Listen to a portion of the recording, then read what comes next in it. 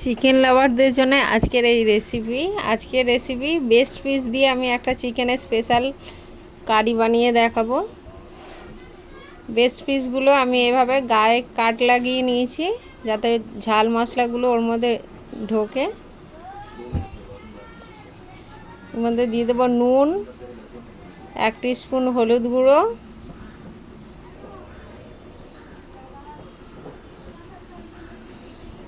আর দিয়ে দেবো 1 চামচ মতো ভিনিগার, দিয়ে এটাকে মাখিয়ে নিতে হবে।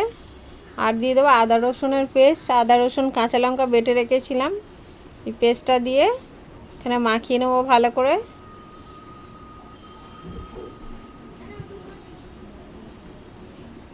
খুব ভালো করে মেখে নিতে হবে হাত দিয়ে।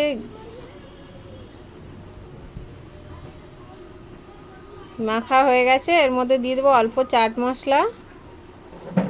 মশলা দিয়ে আবারও ভালো করে একটু মিশিয়ে নেব। মেশানো হয়ে গেছে, এবার গ্যাসের ফ্লেমটা অন করে দেব,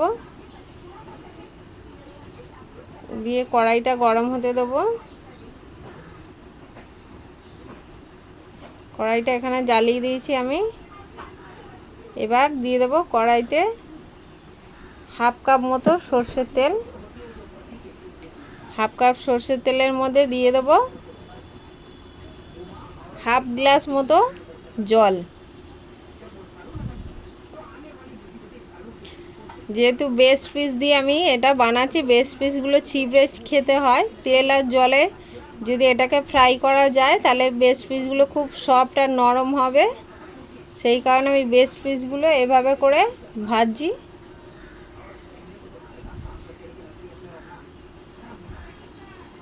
পাতলা পাতলা করে কেটে এভাবে করে নিতে হবে। সবগুলো এভাবে করে ভেজে নেব। চিকেনটা ভাজা হতে হতে আপনারা আমার ভিডিওটা কে কোন শহর থেকে দেখছেন একটু যদি জানান ভালো হয়।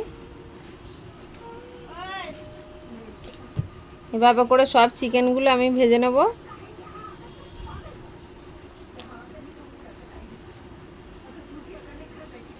ভিডিওটা ভালো লেগে থাকে লাইক কমেন্ট শেয়ার করবেন, আর আমার ফেসবুক থেকে যদি দেখে থাকেন আমার পেজটি ফলো করে দেবেন, আর ইউটিউব থেকে দেখলে আমার চ্যানেলটি সাবস্ক্রাইব করে দিতে ভুলবেন না।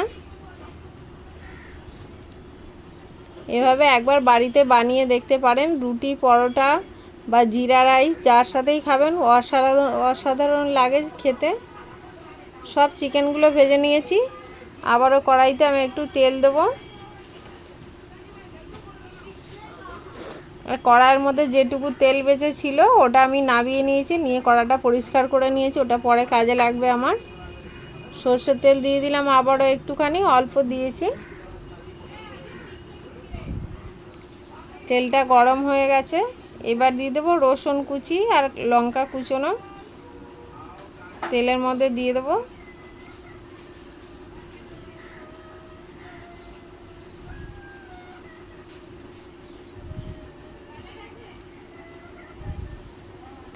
এবার দিয়ে দেবো একটু লঙ্কার গুঁড়ো,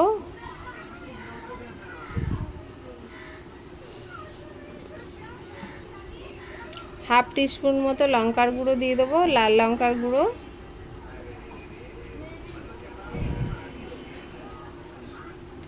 এর দিয়ে দেবো নুন, স্বাদ মতো। নুনটা কম দিতে হবে যেহেতু এর মধ্যে সস দেওয়া হবে, সস দিলে নুনটা কম দিতে হয়। আর এই যে আগে থেকে তেল আর জলের যে মিশ্রণটা বেশি হয়েছিল ওটা আমি নামিয়ে রেখেছি, ওটা একটু পরে দিয়ে দেবো। এবার দিয়ে দেবো এক ঢাকনা মতো সয়া সস, আবার দিয়ে দেবো চিলি সসটা একটু বেশি দেবো, 2 ঢাকনার মতো।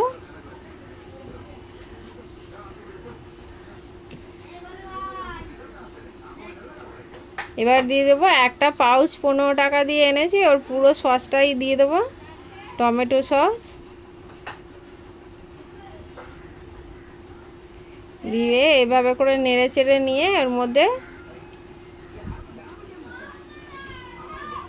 এবার দিয়ে দেবো গোলমরিচ গুঁড়ো অল্প, হাফ টিস্পুন মতো। খুব বেশি দেওয়া যাবে না যেহেতু লঙ্কা গুঁড়ো আর কাঁচা লঙ্কা কুচোনো রয়েছে। 1 চামচ মতো ভিনিগার দিয়ে দেবো,